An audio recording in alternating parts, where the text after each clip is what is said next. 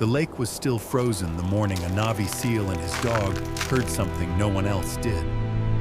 A single knock beneath the ice would unravel a secret that an entire town had learned to live with in silence. What began as a rescue turned into a choice between protecting a community's image and protecting its soul. A teacher nearly lost her life, a dock worker paid the price, and corruption hid behind familiar faces. But sometimes justice doesn't arrive with sirens. It walks on four paws and listens before anyone else dares to. This is a story about courage, conscience, and the quiet miracles that happen when someone refuses to look away. Before we begin, tell me where you're watching from. Share your thoughts after the story, and help us reach 1,000 subscribers by liking and subscribing, so we can keep bringing you more powerful stories. Elias Mercer had not come to Port Astor to be anyone's hero. He came because he was tired. At 37, he carried himself with the quiet precision of a man trained to move without wasting energy.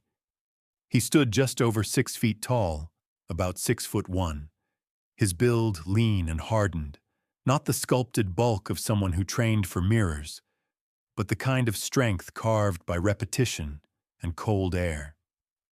His face was clean-shaven, sharply defined. Square jaw, pronounced cheekbones, skin light but wind-burnished from northern winters. His hair, dark brown and cut in a restrained military style, slightly longer than strict SEAL regulation, moved only when the lake wind insisted. His gray-blue eyes did most of the talking. They missed very little. He wore the same clothes he'd worn for years, an old olive tactical combat shirt, fabric softened and faded from countless washes, cuffs frayed at the wrists, weathered combat pants in muted earth tones, knees worn pale from kneeling on, concrete, gravel, sand, scuffed work boots that gripped wood and ice alike, and a military watch with a scratched face and nylon strap bleached by time. Nothing on him was decorative. Everything had been used. Beside him walked Coda. Coda was 4, maybe 5, a German shepherd with a yellow and black coat that deepened to sable along the spine and muzzle. His ears stood erect, always listening, while amber-brown eyes scanned the horizon with a patience that bordered on reverence. He was powerful without being oversized, muscle defined beneath thick fur, tail steady and expressive but never frantic. He wore only a dark brown leash and collar, no tactical harness, no insignia. Just a working dog who understood the rhythm of one man's footsteps better than most people understood their own heartbeat. Port Astor unfolded before them in pale winter light. It was late winter slipping toward spring, that fragile season when ice begins to reconsider its loyalty. The lake still lay, mostly frozen, but hairline fractures shimmered beneath a thin glaze of snow. Sunlight struck the surface like polished steel. Houses painted in whites and faded blues lined the shoreline. A lighthouse stood farther down the curve of land, stubborn and watchful. Children laughed near the small square. A woman shook crumbs from a porch rug. A pair of gulls circled lazily over the docks. It was the kind of town that looked like it had never known betrayal. Elias rented a small cabin near the eastern docks, a place that smelled faintly of pine and old rope. He had brought a modest toolkit to repair a second-hand skiff he'd purchased, something simple to keep his hands busy. He told himself he needed the quiet. He told himself sleep would come easier here. It hadn't yet. Some nights he still woke to the echo of rotor blades that weren't there. Some nights the silence felt heavier than gunfire.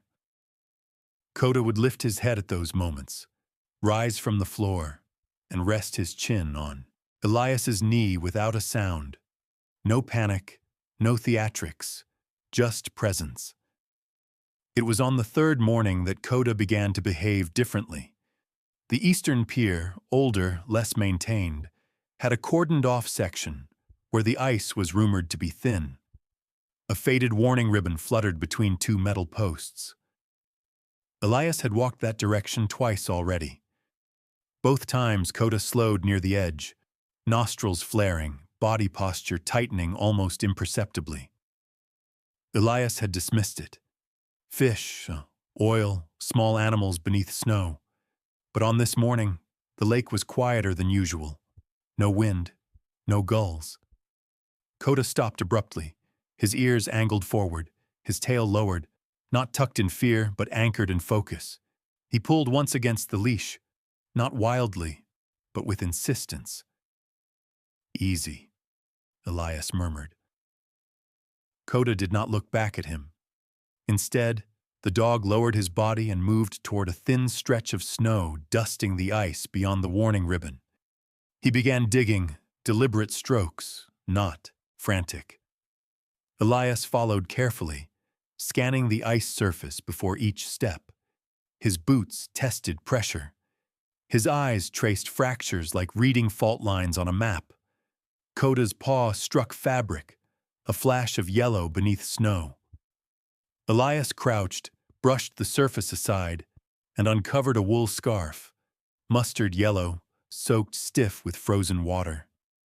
Nearby, faint scratch marks scored the ice in erratic lines. That was when he heard it, a sound so faint it might have been memory. Knock. Pause. Knock, knock. It did not come from the dock. It came from below. Elias froze, lowering himself instinctively, distributing his weight across his forearms and thighs. His breath slowed. He pressed his ear closer to the surface. There it was again. Knock, weak, irregular, not ice-shifting, intentional. His heartbeat sharpened. He signaled Coda with a silent hand gesture. The dog shifted to the side, circling toward a section of ice that looked thicker, positioning himself without, stepping into the same stress line as Elias. Years of training, lessons drilled into silence. Elias crawled toward a structural support beam extending from the dock into the lake. The ice there was cloudy, not solid white. Beneath it, he glimpsed movement, a pale shape, hair floating in dark water. There was a pocket, a small air cavity formed between submerged wood and ice. Inside it, a woman. Her hands were wrapped around a chain that anchored part of the dock. Her body was submerged up to the shoulders, skin bluish, eyes unfocused, but open. She saw him. Her lips moved, but no sound escaped. Elias shifted into rescue mode without hesitation. He reached back to the dock and grabbed a metal boat hook.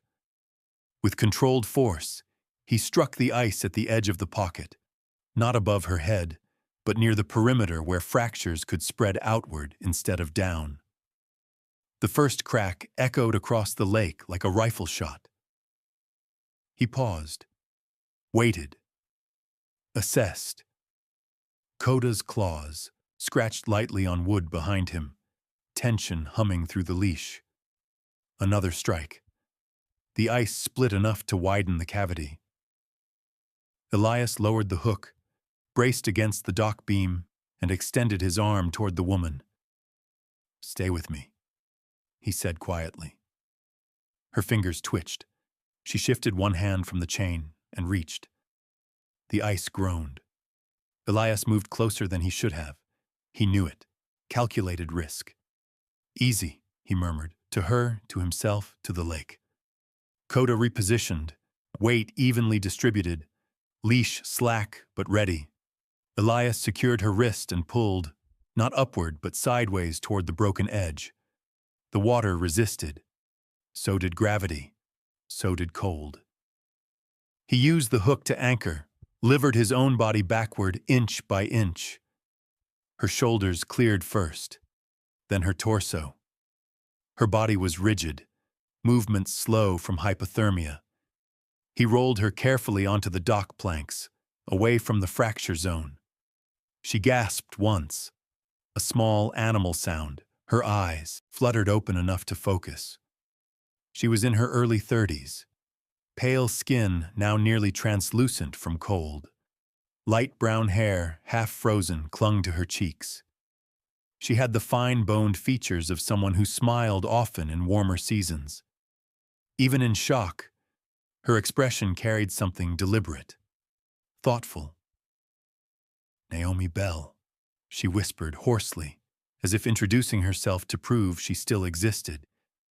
He recognized the name faintly. Local schoolteacher, if memory served. Her fingers tightened weakly around his sleeve. "Don't believe them at the pier." The words dissolved into breath. Then she went limp. Before Elias could call out for help, Coda let out a low, unfamiliar sound. Not a bark, not a growl. A vibration in his chest. The dog's eyes were not on Naomi. They were fixed behind Elias. On the dock. On someone standing farther down the planks, partially obscured by sunlight. Elias turned. A tall man in a sheriff's jacket was already walking toward them. Sheriff Rowan Pike. Rowan Pike moved with the heavy, measured stride of a man accustomed to authority. Mid-40s, broad-shouldered, hair streaked gray at the temples. His face was strong but tired, deep lines etched from years of stress more than laughter. His uniform jacket hung open over a tan shirt, badge catching light in a flash. He stopped a few yards away. "What happened?" Pike asked, voice calm, almost too calm.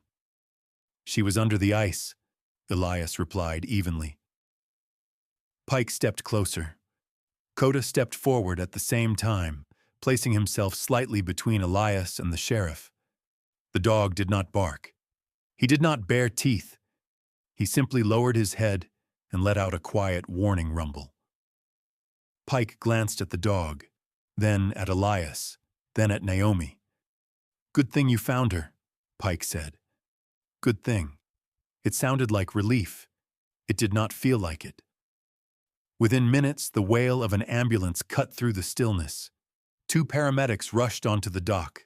One was a young woman with dark hair pulled into a tight bun, freckles scattered across wind-reddened cheeks. She moved efficiently, assessing vitals, wrapping Naomi in thermal blankets, speaking softly but firmly. "She's hypothermic, but she's got a pulse," the paramedic confirmed. Townspeople began gathering at the edge of the dock. Curious, concerned, whispering. Elias stepped back as they loaded Naomi onto a stretcher. Sheriff Pike lingered. "You new in town?" he asked. "Just passing through," Elias said. Pike nodded slowly, studying him in a way that suggested memory filing. "We'll take it from here." Elias said nothing. Coda's rumble had stopped, but his body remained angled, not relaxed. As the ambulance doors shut and sirens faded into the winter air, Elias stood still on the dock. The lake resumed its silence. The scarf lay forgotten near the fracture line. The sunlight glittered beautifully on broken ice. Port Astor looked unchanged, but Elias had learned one thing in his life with certainty. When something tries that hard to look like an accident, it usually isn't. He bent, picked up the yellow scarf, and felt the faint stiffness of frozen fabric in his hands. Behind him, Sheriff Pike watched just a moment too long before turning away. Coda's ears remained forward, listening. Naomi Bell did not remember the moment the ice gave way. She remembered the sound first, not the crack, but the laughter. It had been soft, uncertain, as if whoever stood behind her had not meant for things to go that far. Then the push. Then the weightless second before cold swallowed her whole. When she opened her eyes again, it was to fluorescent hospital lights and the faint mechanical rhythm of a heart monitor. Port Astor County Hospital was small, clean, and perpetually short-staffed.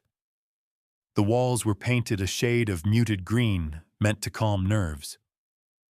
Outside her room, the corridor hummed with low conversation and the rolling squeak of supply carts. Dr. Hannah Ivers stood beside the bed when Naomi regained full awareness. Dr. Ivers was in her early 40s, tall and spare, with pale skin that burned easily in summer and copper-red hair twisted into a neat knot at the nape of her neck. Fine lines gathered at the corners of her gray eyes, evidence of both sleepless. Your system down. Bought you time. Your system down. Bought you time. Naomi's lips trembled as warmth crept back into her body like reluctant sunlight. Lucky. The word felt misplaced. Outside the hospital, Sheriff Rowan Pike held a short press statement.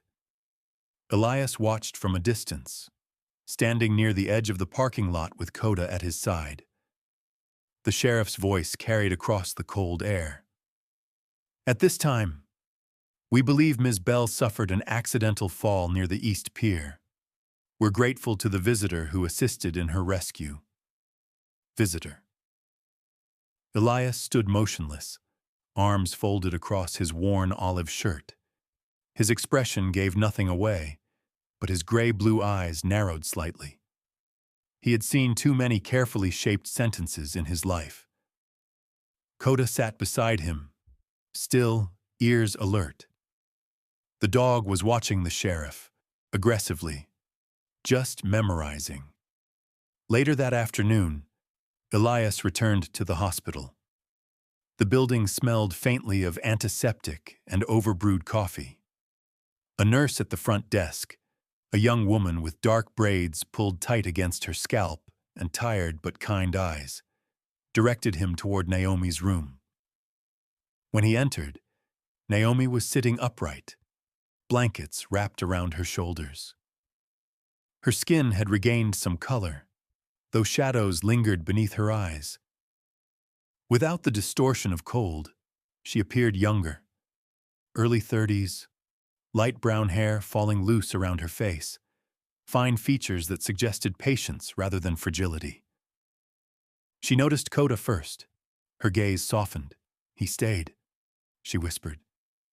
He always does, Elias replied. He placed the yellow scarf on the bedside table. Naomi stared at it as if it were a relic from another lifetime. That was my grandmother's, she said quietly. I never take it off in winter. Silence stretched between them, not uncomfortable, but careful. I didn't slip, she said finally. Elias did not react outwardly. I know, her hands tightened in the blanket. I thought I was being responsible, she continued. Careful. It was supposed to be paperwork, just numbers. Naomi Bell was not reckless by nature. She was a mathematics teacher at Port Astor Elementary, methodical, detail-oriented, the kind of person who double-checked decimal points for sport. She volunteered as treasurer for the Community Education Fund, overseeing contributions that supported school supplies, after-school programs, and a portion of the town's dock renovation grant. She believed in systems. That was her first mistake. I noticed irregular transfers, she said. Small at first, then not so small. Payments routed through North Span Freight. Elias recognized the name faintly from dock signage. North Span doesn't have a real office, she continued. I checked the state registry. It's a forwarding address, but they're listed on multiple infrastructure invoices. Did you report it? He asked. I asked questions. Her voice faltered. And then? My access to the town's public financial portal was restricted. I was told it was a technical update. And 2 nights later, someone texted me, said they had documents I needed to see. Her eyes shifted to the window. I went to the pier. Coda, who had been lying quietly near the door, suddenly rose. He walked, not toward Naomi, but toward the small hospital closet where her belongings had been stored in a sealed plastic bag. The dog stopped inches from it. His nostrils flared. His posture stiffened, not aggressive but intent. He looked back at Elias once. A silent message. Elias crossed the room and lifted the bag. Inside was Naomi's wool coat, pale beige, now dry but faintly stiff at the cuffs. He opened it carefully. The scent hit him immediately. Oil, not ordinary engine oil, industrial lubricant, sharp and metallic beneath hospital detergent.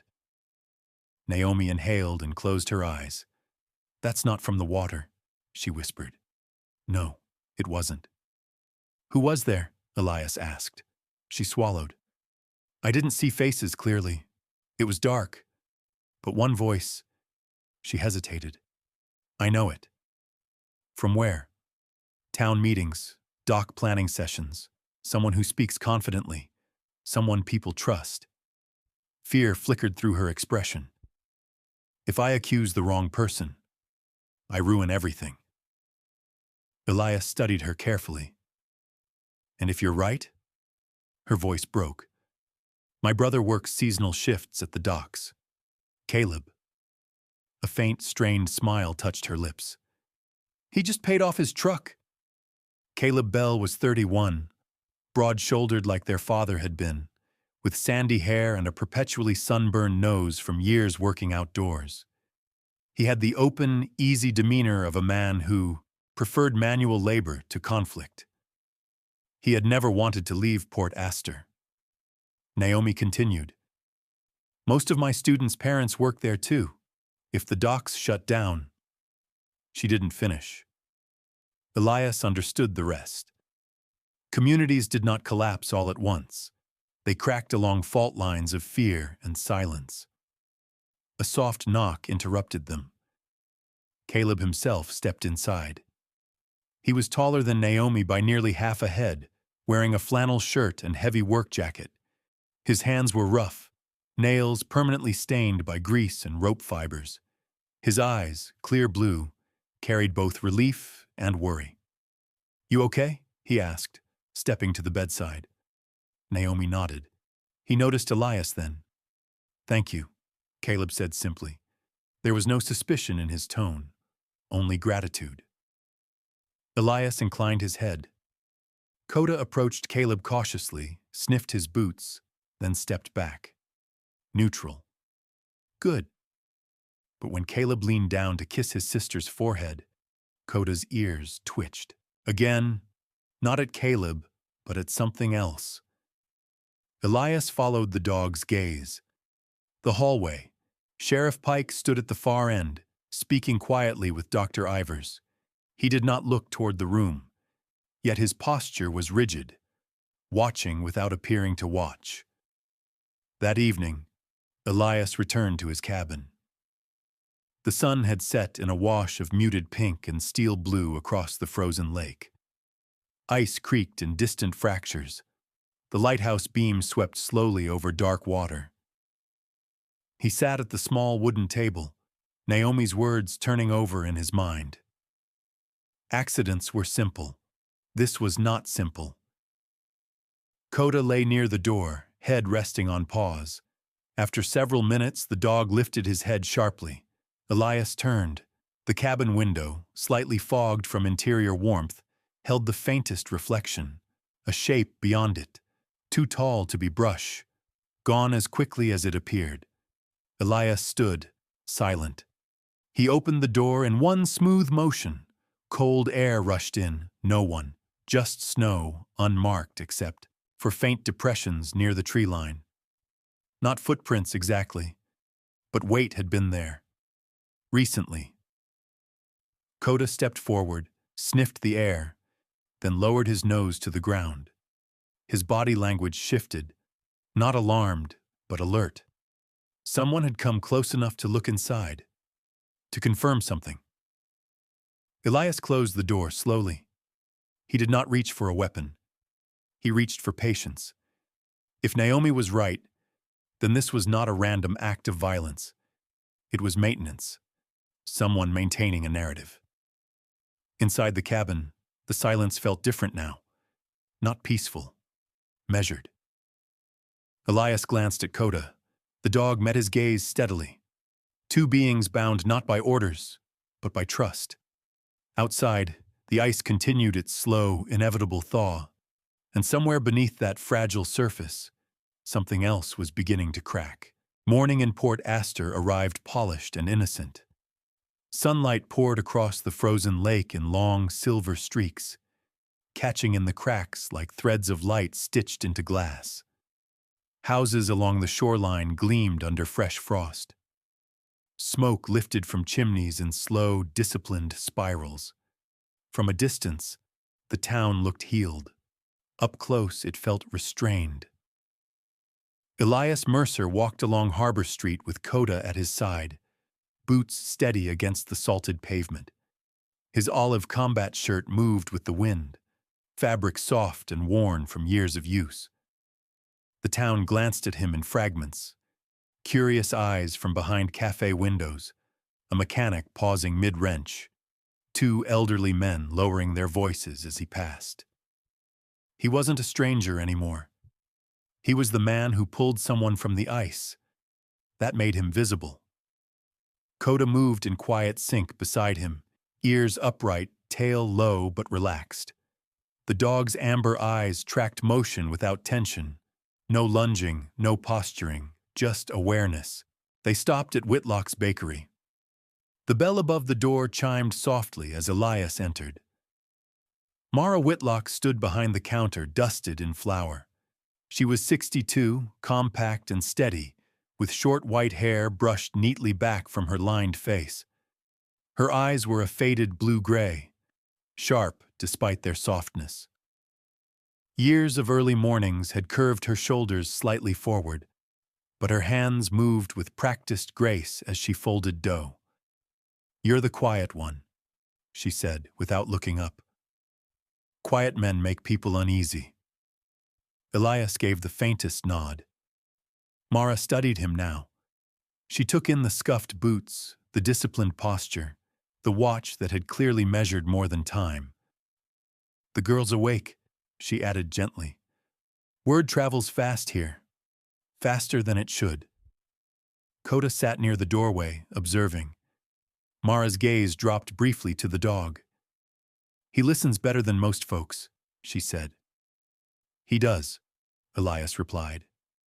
Mara leaned closer over the yacht's counter. "There've been trucks," she murmured. "East dock. Not on schedule. Before sunrise. 3 nights last week. Engines off before they roll in. That's new. Color? Dark. Couldn't see plates.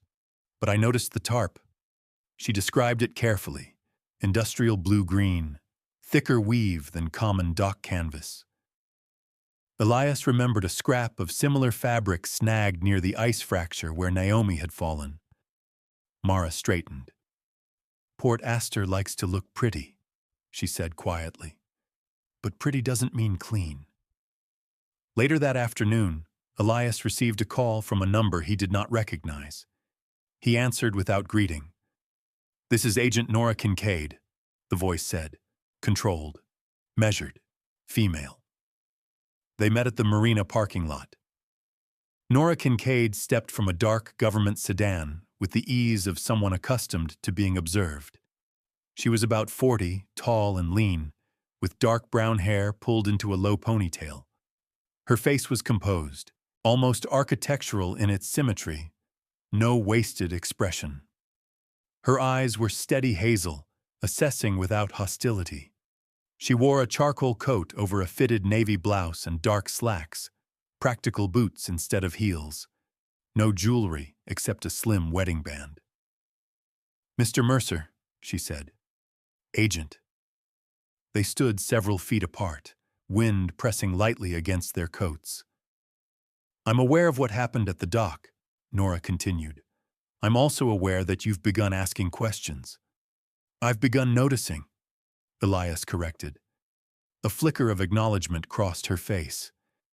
"There's an ongoing federal review involving transportation irregularities along this shoreline," she said. Small shipments, specialized components. Nothing dramatic yet. North-span freight? Elias asked. Her expression did not change, but silence confirmed enough. You have instincts, she said, and experience. But if you cross certain lines, anything you uncover becomes unusable. Elias understood. In his world, evidence was either clean or useless. What do you want from me? He asked. Observation, Nora said. Nothing more. If you see something, report it. Don't collect it. Coda rose and approached Nora slowly. The dog's nose hovered inches from her coat hem. He inhaled once, then stepped back. No tension. Neutral. Nora watched the dog with quiet respect. He's disciplined, she noted. So are you, Elias replied. For a moment, something unspoken passed between them, a mutual recognition of restraint. That evening, Elias returned to the cabin before dusk. The sky had turned the color of cold iron. The lake moaned faintly as internal fractures widened beneath temperature shifts. Inside, the cabin felt orderly. Too orderly. Elias paused. A trained mind learns to detect absence as clearly as presence. The chair near the window had shifted slightly, only inches. His notebook usually aligned, with the table's edge, angled imperfectly. Nothing missing, nothing broken, just touched. Coda moved through the cabin methodically, sniffing door frames, corners, the underside of the table. His tail remained level, but the muscles along his shoulders tightened. Someone had entered. Not for valuables, for information. Elias did not call Nora immediately. Instead, he sat down and waited. Silence is a language. Sometimes you must let it speak.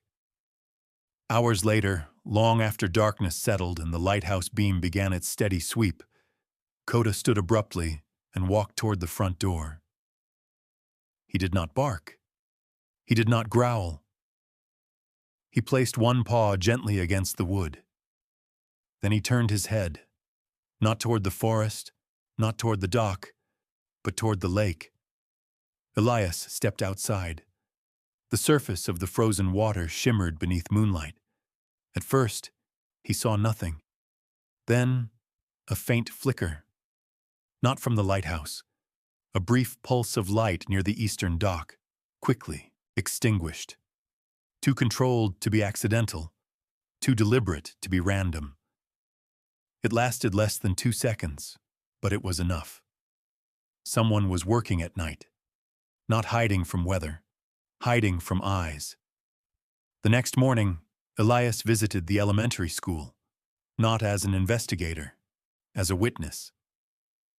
The school building was modest, brick faded by decades of wind. Children's drawings decorated hallway bulletin boards, crayon lighthouses, stick figure boats, bright suns over blue water. He met with Vice Principal Helen Carter, a woman in her mid-50s with warm brown skin and silver-streaked curls tied back loosely. Her posture was upright despite years in administration. Her eyes held both kindness and fatigue. Naomi's strong, Helen said softly, but she's shaken. She's always believed numbers tell the truth. Sometimes they do, Elias said, and sometimes people decide what truth gets printed. Helen studied him carefully. You're not from here, she said. No. That might be useful. She didn't elaborate. She didn't need to. On his way back through town, Elias noticed Theo Hart standing outside the hardware store, camera slung around his neck. Theo was 28, lean and restless, sandy hair perpetually wind-tousled. His green eyes were sharp but conflicted, ambition tempered by something more personal. He wore a faded denim jacket over a gray hoodie, jeans tucked into worn sneakers that had seen too many docks. I'm not chasing a hero story, Theo said quickly when Elias approached. Elias waited. My uncle worked the East Dock for 20 years, Theo continued. He died after an equipment failure. It was ruled negligence, but no one ever explained why the maintenance logs vanished. Bitterness edged his voice. North Spawn shows up in the old invoices, Theo added quietly. Elias studied him. You understand what you're stepping into? Theo nodded once. I'm tired of pretty stories. As dusk settled again over Port Astor, the town glowed under porch lights and street lamps. Windows shone warmly. Laughter drifted faintly from the pub near the marina. Everything looked intact. Yet beneath the brightness, conversations shortened when Elias passed. Doors closed a fraction sooner. Glances lingered. People knew something, or feared something. At the cabin, Elias secured the door, checked the windows, and set his notebook deliberately in plain sight. If someone returned, he wanted them to know he knew. Coda lay near the threshold, chin on paws, watching. Outside, the ice groaned once more. Long, low, like something stretching after a long sleep. Port Astor remained beautiful. Its windows were bright. Its mouths were closed. But pressure was building beneath the surface. And pressure, Elias knew, always finds a fracture. The call came before sunrise. Elias was already awake. Sleep in Port Astor had become thinner, like the lake ice, present but unreliable. He stood at the cabin window, olive combat shirt catching faint gray light, watching the shoreline shift from shadow to silver. Coda lay near the door, but lifted his head the instant Elias's phone vibrated. Theo Hart's name flashed on the screen. It's Milo, Theo said without greeting. His voice shook, stripped of its usual quick confidence. They found him at Pier 3. They're saying he fell. Elias didn't ask who Milo was. He already knew the tone. I'll be there, he said. Pier 3 was cordoned off with yellow tape that fluttered weakly in the early wind. The sun had not yet cleared the tree line. The lake lay dull and metallic, the ice receding along the edges where water had begun reclaiming space. A small cluster of dock workers stood nearby, hands shoved into jacket pockets. They avoided eye contact. Milo Red lay on a stretcher near the base of the pier ramp, covered to the chest with a thermal sheet. He had been in his late 30s, broad-shouldered and compact, the build of a man accustomed to lifting cargo. Even in death, his jaw remained clenched, as if resisting something unseen. His hair, dark blonde and perpetually wind-tangled, framed a face that bore the hard lines of dock life. A faint scar cut across his left eyebrow, likely from some long-forgotten accident. Sheriff Rowan Pike stood beside the paramedics, posture steady, hands resting lightly on his duty belt. Looks like he'd been drinking, Pike told a nearby deputy. Lost his footing. The deputy nodded too quickly. Theo hovered at the edge of the taped boundary, camera unused at his side. His pale green eyes were bloodshot. He looked younger today, less journalist, more frightened son. He texted me last night, Theo whispered when Elias approached. Said he had something real this time. Shift logs, containers that don't match manifest numbers. Did you meet him? Elias asked. No, he said dawn. I was waiting at the cafe when I heard. Theo swallowed hard. He wasn't reckless. He knew these docks better than anyone. Elias's eyes drifted to Milo's wrists. Even beneath the sheet, subtle discoloration marked the skin. Bruising. Not from a fall. Dr. Lena Sorensen arrived 30 minutes later. She stepped out of an aging county vehicle with quiet authority. Lena was 41, Medium height, her posture straight as a spine carved from oak. Her dark brown hair was streaked prematurely with silver, tied back in a low bun. She wore a charcoal wool coat over dark slacks, latex gloves already pulled snug over slender fingers. Her face carried calm intelligence. She did not rush. She knelt beside the body and began her work in silence. Sheriff Pike watched. So did Elias. Lena's hands were precise as she examined Milo's arms, jaw, and a scalp. She paused at his wrists. She pressed gently, then again. Her brow tightened, not dramatically, just enough to signal inconsistency. She rose slowly. "Time of death?" Pike asked. "Preliminary estimate places it several hours before discovery," Lena replied evenly. And based on lividity patterns, he was repositioned. Pike's expression hardened. "You're saying he didn't fall here?" "I'm saying gravity doesn't rearrange bodies," she answered calmly. The dock workers exchanged uneasy glances. Lena leaned closer to Pike, voice lower but still audible. "There are compression marks on the wrists consistent with restraint," she added, "and blunt force trauma at the occipital region prior to impact." The deputy shifted uncomfortably. Theo's breath caught. Elias said nothing. He watched Pike instead. The sheriff's jaw tightened just briefly. As Lena's team carefully prepared the body for transport, Coda, who had remained behind the tape, suddenly pulled forward, not aggressively, not toward the body, toward the pier itself. He moved to the wooden planks where Milo's head had rested and lowered his nose slowly along the grain. His breathing changed, short, focused bursts. Then he turned sharply and moved toward a rusted trash bin positioned near the warehouse door. Inside lay discarded gloves, industrial grade, thick, dark. Coda froze. His ears lifted, his entire body aligned, alert but controlled. He inhaled deeply, then looked back at Elias. The same scent. Not from Milo, from the environment, from something or someone who had touched both places. It lasted only a second, but it connected the dock to something larger than a single man's fall. Lena observed the dog briefly, then returned to her work. By mid-morning, the body had been transported. Theo leaned against a piling, trembling slightly. "I thought this was paperwork," he said.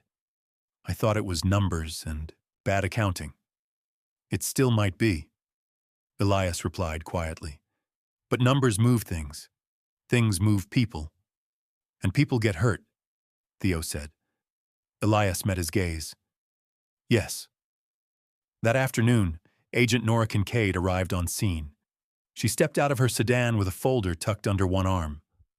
The wind lifted loose strands of her dark ponytail across her cheek, but she brushed them aside without distraction.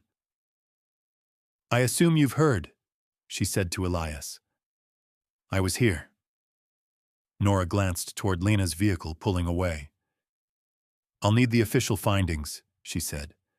"But if this connects to our existing inquiry, jurisdiction expands." "And if it doesn't?" Elias asked. "Then it's still homicide." There was no hesitation in her tone. 2 hours later, another vehicle entered town. Black SUV, government plates. Commander Lucien Graves stepped out with the measured calm of someone long accustomed to walking into situations already complicated. Graves was in his early 50s, tall and broad-shouldered, with a closely trimmed salt and pepper beard that contrasted sharply with Elias's clean-shaven precision. His eyes were deep brown, steady and analytical. A faint scar traced his temple, a souvenir from a mission long classified. He wore a dark overcoat over a simple suit, no insignia displayed. He and Elias had not seen each other in nearly a year. "Mercer," Graves said, offering a restrained nod. "Sir." Graves studied the pier before speaking further. "This shoreline has been flagged for months," he said quietly. "Anonymous financial alerts. Supply chain anomalies involving dual-use components." "Dual use?" Theo asked from behind them. Graves regarded the young journalist carefully. "Civilian parts adaptable for restricted systems," he said simply. Theo paled. "Owen Bristow's name appear in your notes?" Graves asked Elias. "I've heard it." "Owen was a port auditor," Graves continued. "Resigned abruptly 6 months ago. Sent encrypted warnings before disappearing from public view." "Disappearing?" Theo echoed. "Voluntary," Graves clarified. "We believe." The pause carried weight. "The events here accelerate things," Graves said. "Meaning?" Elias asked. "Meaning someone believes exposure is imminent." Elias felt the familiar pull of a world he had tried to leave. He had come to Port Astor to fix a boat. Now federal oversight and homicide investigation converged within walking distance of his cabin. Coda pressed against his leg lightly, grounding him, Graves noticed. "He still reads rooms better than most operatives," Graves said. "He reads people," Elias corrected. "And what does he read now?" Graves asked. Elias did not answer immediately. "He reads fear," he said finally. By evening, Port Astor's mood had shifted. Word of Milo's death spread faster than official statements could contain it. The pub grew louder than usual. Doors shut earlier. Conversations thinned. Caleb Bell stood near the marina railing, hands shoved into his jacket. "He wasn't a drunk," Caleb said, voice tight. "Milo had 2 kids." "I know," Elias replied. Caleb looked toward the warehouse district. "You think this connects to Naomi?" Elias did not offer comfort. "I think patterns don't like being interrupted." Caleb swallowed. "If this shuts the docks—" "It won't shut them," Elias said. "Not unless the truth says it should." It wasn't reassurance. It was promise. Night fell heavy. From the ridge above the shoreline, the town lights shimmered across dark water now partially free of ice. The thaw continued, quiet but relentless. At the cabin, Elias laid out a simple map of the docks across his table. He marked the site of Naomi's fall, Milo's location, Warehouse 3, the trash bin where Coda had reacted. Lines formed in his mind. Not conclusions, just alignments. Coda rested near his boots, eyes open, watching the doorway as if expecting it to speak. Outside, wind pressed gently against the walls. Port Astor still looked beautiful under starlight, but beauty had begun to fracture, and fractures, once opened, rarely close on their own. By the time the first real thaw began, the lake no longer cracked in sharp reports. It sighed. Ice loosened its grip inch by inch, edges turning slushy where dark water pushed through like ink bleeding into paper. The air carried a metallic dampness, the smell of something long frozen beginning to breathe again. Elias Mercer stood at the edge of the pine line overlooking the eastern dock. He wore the same olive combat shirt, sleeves pushed just enough to reveal corded forearms marked faintly by old scars. His earth-toned pants brushed against dry needles as he moved into position. His gray-blue eyes tracked patterns, not people, light shifts, timing, rhythm. Beside him, Coda stood still. The German shepherd's yellow and black coat caught the faint blue wash of moonlight filtering through thinning clouds. His ears were forward, not tense but attentive. His body language held no frenzy, just readiness. Below them, Pier East stretched into dark water where ice had receded from the posts. Agent Nora Kincaid had secured limited surveillance authorization, narrow windows of legal observation, Nothing broad enough to trigger alarm. It was barely enough. Graves had supplied thermal optics and a short-range encrypted comm unit, reminding Elias that tonight was not about heroics. Observe, protect civilians, let jurisdiction do its work, Graves had said earlier that afternoon. Graves now waited 2 miles inland with a rapid response unit positioned discreetly beyond town limits. Theo Hart, however, had complicated the plan. He stood 50 yards from the dock, half hidden behind stacked lobster traps, his denim jacket pulled tight against the wind. His face looked sharper than usual, less boyish, more brittle. He had not shaved in days. Dark circles bruised the skin beneath his eyes. A text message had summoned him. The real manifest. Midnight. Don't bring cops. Theo believed this was his chance to honor Milo's last message. He had not told Nora. He had told Elias. That was the compromise. At 11:43 p.m., headlights appeared without headlights. A vessel eased toward the auxiliary slip, a low-profile barge painted matte gray. No visible name, no registration number illuminated. Its engine cut early, momentum carrying it silently the last few feet. 3 men disembarked. One was tall and angular, with a trimmed beard and sharp features, movements economical. His coat was heavy marine canvas. Another was stockier, shaved head glinting faintly. The third wore a knit cap low over his brow. They moved efficiently, unloading crates marked hydraulic stabilizer units. Elias adjusted the thermal lens. Inside the crates, heat signatures suggested smaller sealed components nested within larger housings. Dual use, just as Graves suspected. Coda shifted slightly, nostrils flaring.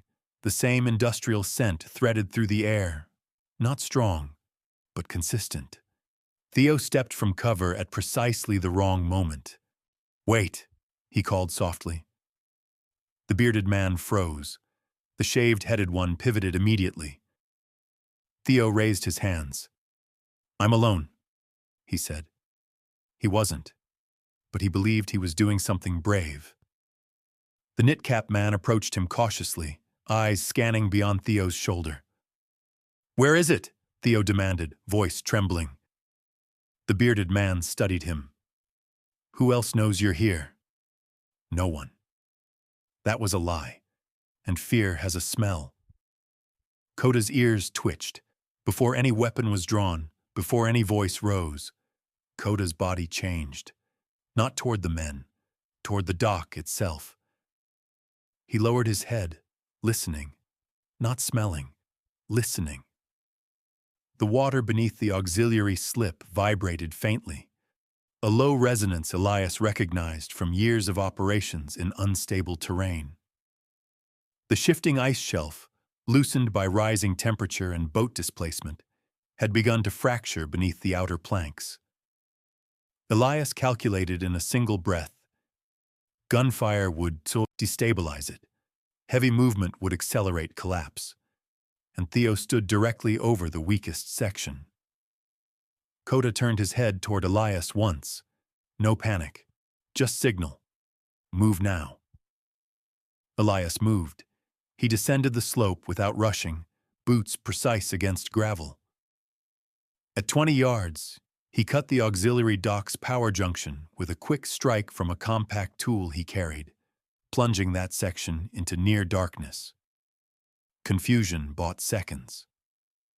The shaved-headed man reached for something at his waist.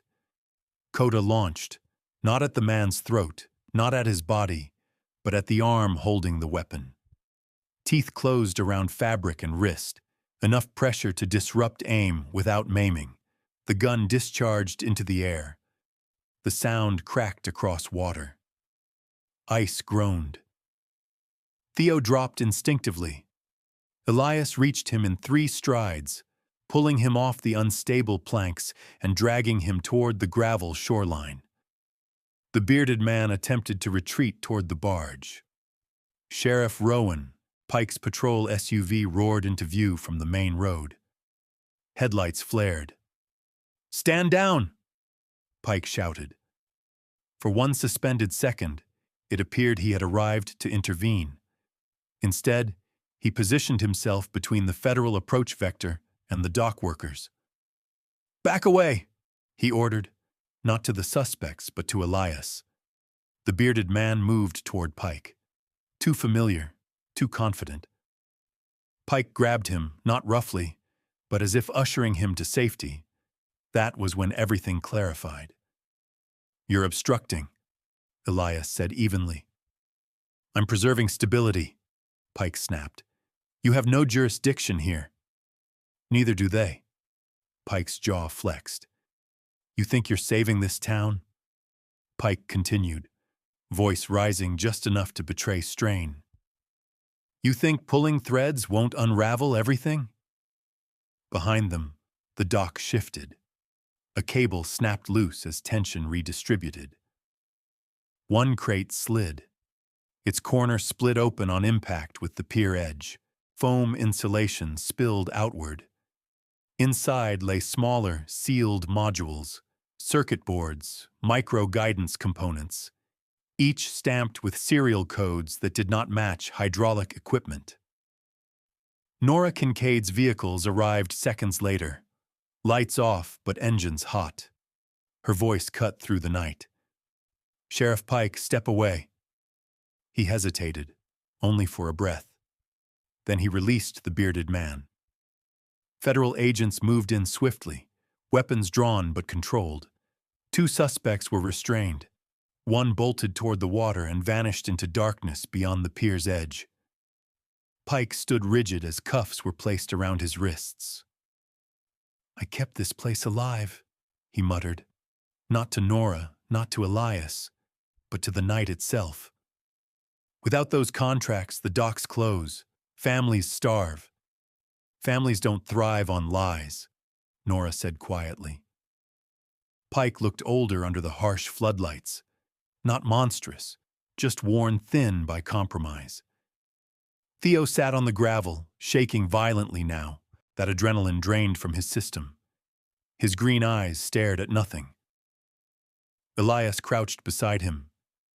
"You're alive," he said. Theo nodded, barely. Coda returned, limping slightly from the earlier lunge but otherwise steady. He pressed his muzzle into Theo's shoulder. Theo let out a sound that was almost a laugh, almost a sob. "I thought I was ready," he whispered. "You weren't," Elias said gently. "But you came anyway." Above them, the dock continued to creak as thawing ice shifted beneath its structure. Graves stepped forward from the arriving convoy. He surveyed the opened crate, the restrained men, the sheriff in cuffs. "This accelerates things," he said quietly to Nora.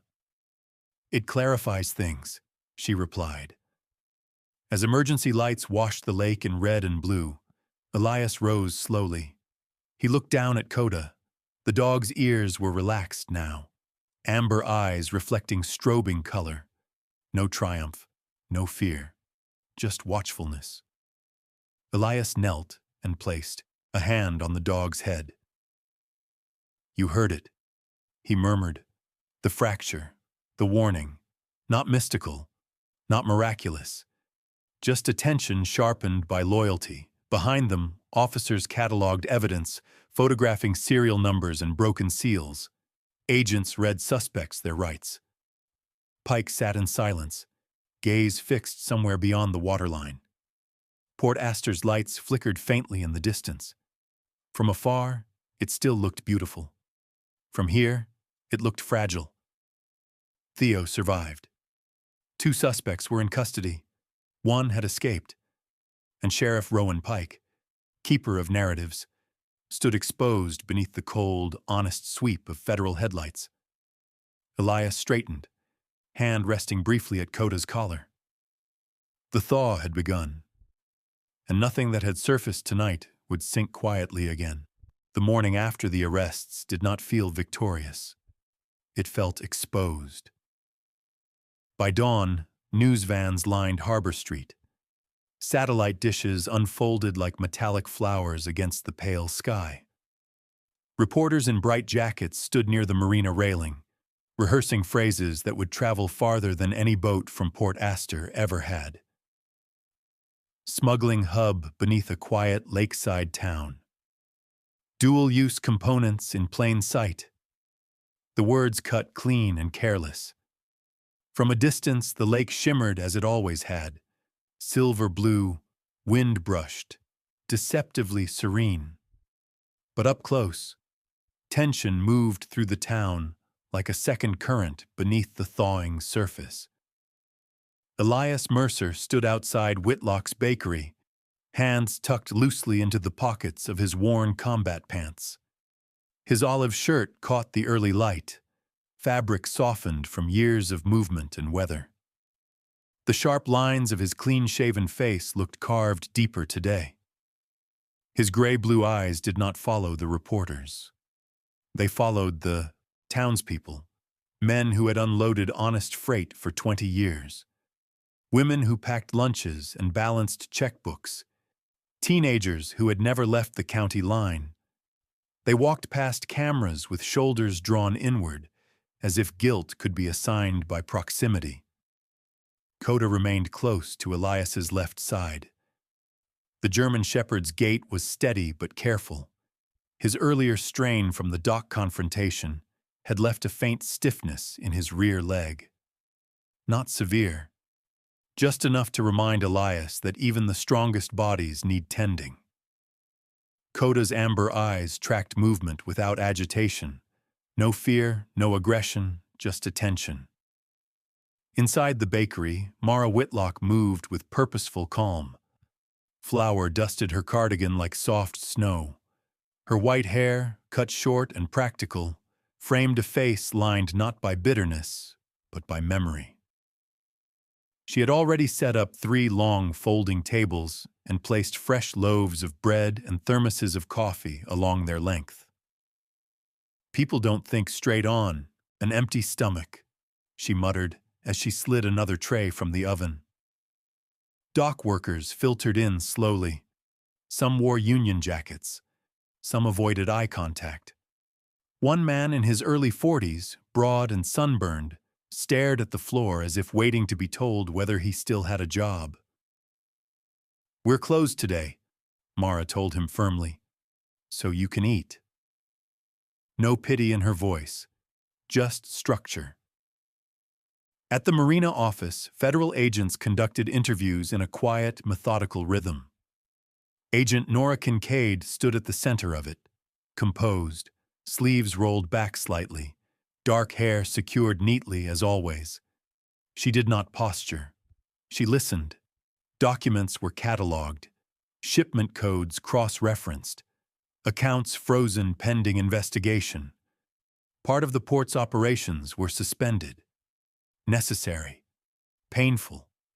Caleb Bell stood outside the temporary barricade, hands stuffed deep into his work jacket. He was 31 but looked older today. His sandy hair hung uncombed beneath a knit chapter. His blue eyes carried strain that sleep would not cure. "My crew's been cut to half shifts," he said quietly to Elias. Elias nodded once. "You think she did the right thing?" Caleb asked. He did not specify who. He didn't need to. "Yes," Elias said. Caleb's jaw tightened. "I know she did," he admitted, "but knowing doesn't pay rent." It wasn't accusation. It was arithmetic. Elias studied him carefully. "There are interim contracts coming in," he said. "Graves confirmed federal stabilization funds while audits run." Caleb blinked. "Why would they do that?" "Because collapsing a town solves nothing," Elias replied. Caleb looked toward the water. "I don't hate her," he said softly. "I just wish the truth didn't cost so much." Elias didn't offer comfort. Truth always costs. By mid-afternoon, Naomi Bell stood in the gymnasium of Port Astor Elementary. Rows of folding chairs faced a simple podium. The American flag hung against one wall, slightly wrinkled from years of assemblies and spelling bees. Naomi looked stronger than she had days earlier. Her light brown hair was pulled into a low ponytail. The color had returned to her cheeks, though faint shadows lingered beneath her eyes. She wore a pale blue sweater and dark slacks, teacher attire, modest and unassuming. Her hands trembled only once before she steadied them against the podium. Parents filled the room. Dock workers, teachers, reporters along the back wall. Agent Nora stood near the exit. Graves observed from the far corner, arms crossed, silent. Elias remained near the rear doors with Coda at his side. Naomi drew a breath. "I am not accusing Port Astor," she began. Her voice was soft, but carried. "I am accusing the people who used the name of Port Astor to hide what was wrong." Murmurs rippled through the chairs. She continued. "When I found discrepancies in our community fund, I believed it was a mistake. I did not imagine it connected to something larger. I did not imagine someone would try to silence me." Her eyes found Caleb. "I love this town," she said, "and love does not mean pretending." Silence deepened. "We can protect our jobs and our children at the same time," she added, "but only if we refuse to build their future on lies." There was no applause at first, only stillness. Then Mara rose slowly from her seat and began clapping. Others followed, not loud, but steady. As Naomi stepped down from the podium, a man near the back stood abruptly. He was in his late 50s, lean with a long gray beard and sharp cheekbones. His coat was worn but clean. His eyes were restless, scanning faces rather than meeting them. "I worked the secondary intake warehouse," he said, voice hoarse, "for 18 years. The room quieted again. "I signed off on logs I didn't fully read," he continued, "because I was told delays would cost jobs, because I was told it was temporary." His name was Owen Bristow, the former port auditor, the man who had sent anonymous warnings months earlier. He had not disappeared. He had been waiting. "I kept copies," Owen said. Gasps broke the stillness. He held up a small leather-bound notebook, its spine cracked from use. "I didn't know who to trust," he admitted, "but I know now that silence wasn't saving anyone." For a moment, the town inhaled collectively, not in fear, in recognition. Outside, reporters repositioned their cameras, but inside, something quieter shifted. Responsibility shared, not dumped. Theo Hart stood near the gym's side wall, notebook open but camera lowered. His sandy hair fell into his eyes as he wrote. He no longer chased headlines. He listened. Later, he approached Elias outside beneath the bare branches of a maple tree. "I'm not writing about scandal," Theo said. "I'm writing about how it starts." Elias regarded him steadily. "Then write carefully." Theo nodded. "I should have waited that night." "Yes," Elias said. Theo swallowed. "But if I hadn't gone, we wouldn't have—" "You might not be here," Elias interrupted calmly. Theo exhaled slowly. "Next time," he said, "I'll ask for backup." "Next time," Elias replied, "make sure there is one." It wasn't forgiveness, but it was direction. As evening approached, the media presence thinned. Federal investigators continued their methodical work. Financial subpoenas extended outward beyond county lines. Temporary labor assistance was arranged for displaced dock crews. Commander Lucian Graves met Elias near the shoreline where thawing ice drifted in fractured plates. "You've made an impact," Graves said. "I stood where I needed to," Elias answered. Graves studied him, dark eyes reflective. "There's a place for you in this work," he said. "Officially." Elias felt the old pull, structure, mission, clarity. Then he glanced down at Coda. The dog sat calmly, leg extended slightly as he shifted weight. Not broken, just healing. "I'll consider it," Elias said. Graves nodded once. "That's all I ask." Night settled gently over Port Astor. No sirens, no gunfire, just wind moving across open water. At Whitlock's bakery, lights still glowed warmly. Dock workers sat shoulder to shoulder with teachers and shop owners. Coffee cups refilled, plans discussed, temporary shifts reassigned, meals shared.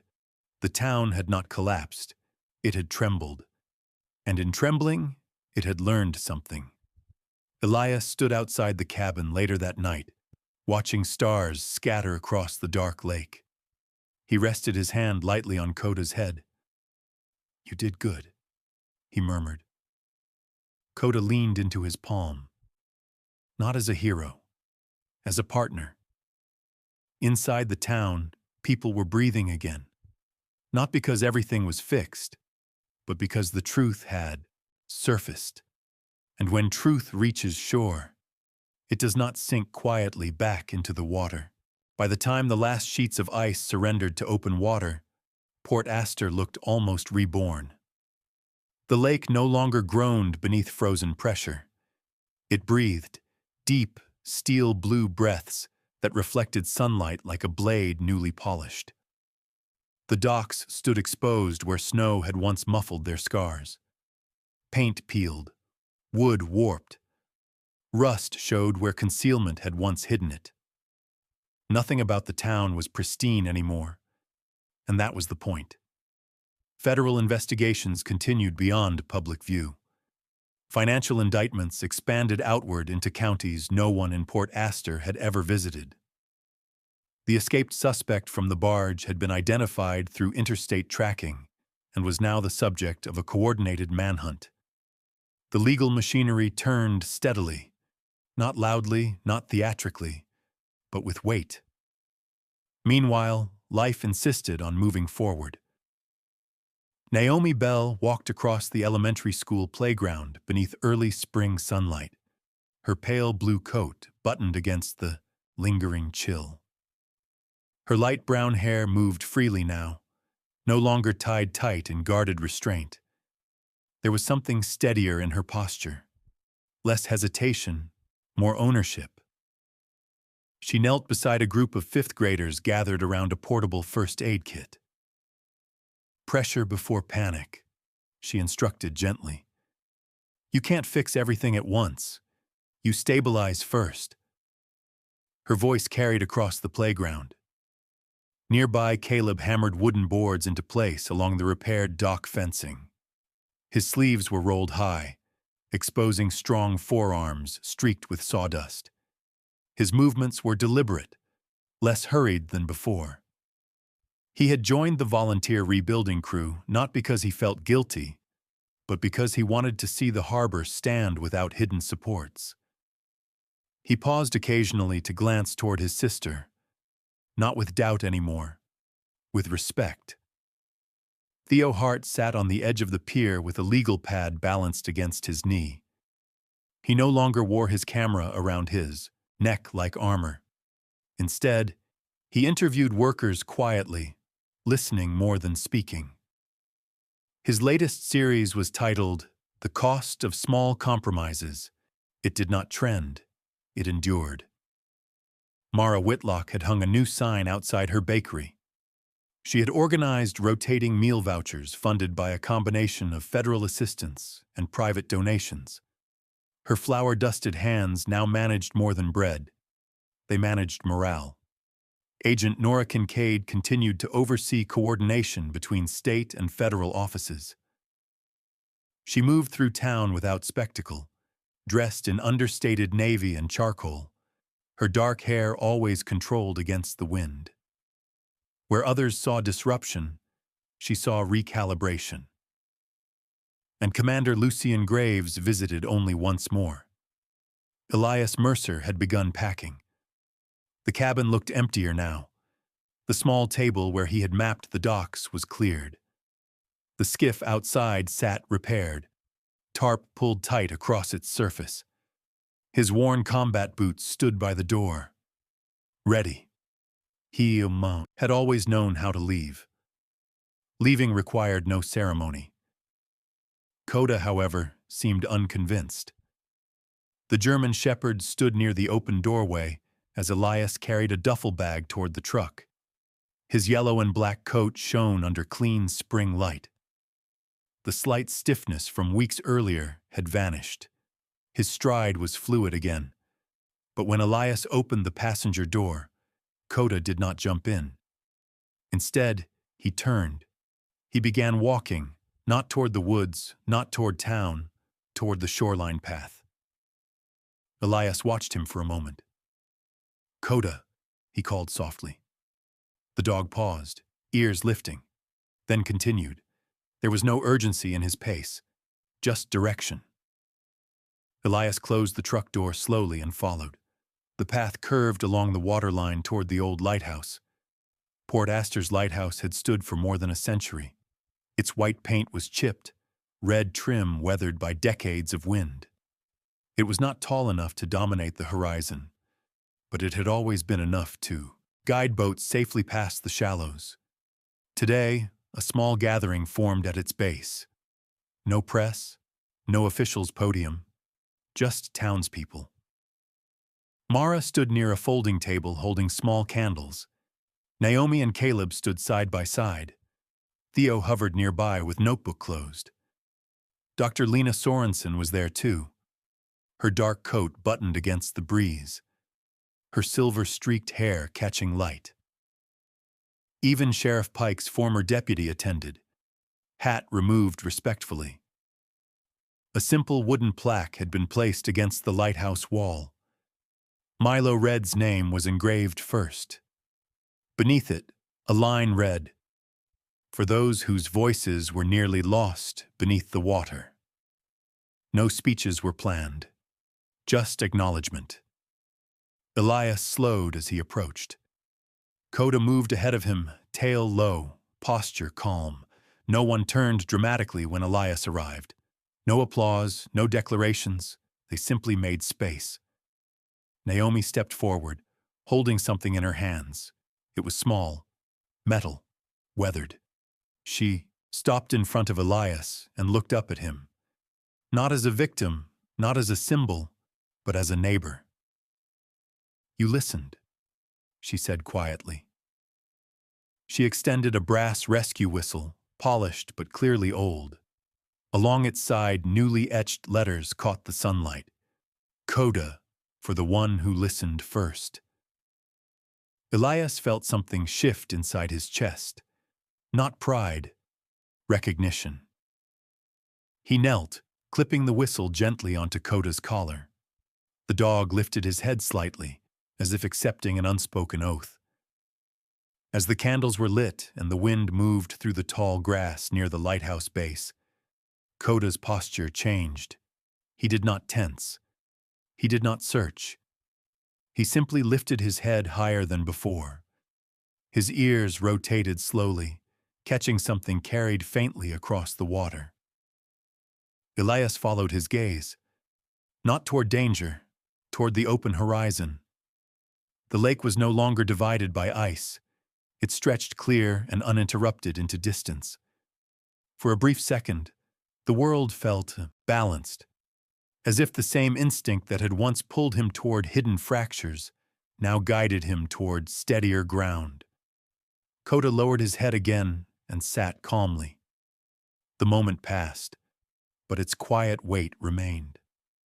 Commander Graves approached once the candles burned low. He looked different here. Less commander, more man. His salt and pepper beard softened by lake light. "I won't ask you to return full time," he said plainly. Elias remained silent. "There's a regional emergency response initiative forming," Graves continued. "Lake-adjacent towns, volunteer integration, civilian training support. You'd operate within legal boundaries, coordinated with Nora's office." Nora stepped closer.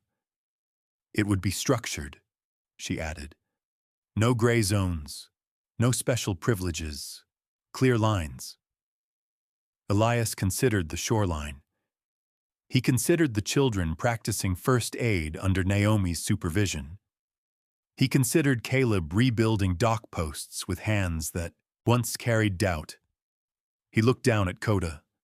The dog's amber eyes met his, waiting, not commanding, trusting. I'm not running anymore, Elias said quietly. Graves nodded once. That's all I needed to hear.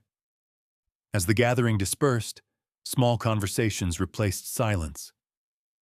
Mara passed out bread slices wrapped in wax paper. Theo discussed long-term reporting with Dr. Lena about community oversight transparency. Caleb coordinated a weekend repair schedule with 2 dock workers who had once avoided eye contact. The lighthouse stood unchanged, but its beam, though unlit in daylight, felt symbolic in a new way. Not a warning. A guide. Elias and Coda began walking back along the shoreline. The thawed water lapped gently against stone. In the distance, Naomi knelt again with students, demonstrating how to tie a stabilization sling. Caleb and his crew lifted a new railing section into place. Mara flipped her bakery sign to closed for the day and smiled at passing neighbors. Elias adjusted the strap of his duffel bag, not to leave, but to carry it back inside. Coda paused once more, glancing toward the lighthouse, then forward along the path. No command was spoken. They moved together. Port Astor did not feel fragile anymore. It felt awake. And sometimes, Elias understood now, courage was not charging into darkness, but staying long enough to teach others how to light it. There are moments in life when the ice beneath us cracks without warning. Not the kind we see coming, not the kind we prepare for. Sometimes it is a lie that has lived too long. Sometimes it is fear disguised as loyalty. Sometimes it is silence we thought was harmless. In Port Astor, the miracle was not that one man was strong. It was not that a dog had sharp instincts. It was not even that corruption was uncovered. The miracle was that someone chose to listen. Coda listened before anyone else did. Elias listened when it would have been easier to leave. Naomi listened to the quiet alarm in her conscience, and a town slowly, painfully, listened to the truth. That is how miracles usually arrive. Not in thunder, not in spectacle, but in small acts of courage that align at exactly the right time. Some would call it coincidence. Some would call it instinct. But when a life is saved at the final breath, when hidden things surface just as hope begins to fade, when courage rises in ordinary people at the exact moment it is needed, many of us recognize something greater at work. Perhaps God does not always part seas. Perhaps sometimes He sends a nudge, a restless dog, a stubborn teacher, a man who decides to stay instead of run. And perhaps the real miracle is this: we are invited to choose what we do next. In our daily lives, we stand on fragile surfaces too. In workplaces where something feels wrong, in families where silence has grown heavy, in communities where truth seems inconvenient. The lesson is not that we must fight every battle alone. The lesson is that listening to conscience, to wisdom, to the quiet warning in our spirit may save more than we realize. Courage does not always look like confrontation. Sometimes it looks like staying. Sometimes it looks like admitting we were wrong. Sometimes it looks like protecting someone who cannot protect themselves. And sometimes it looks like believing that God places us exactly where we are meant to stand. If this story touched you, let it be more than entertainment. Let it remind you that your instincts matter. Your integrity matters. Your voice matters. If you believe that small acts of faith can change the course of a life, Share this message with someone who needs hope today.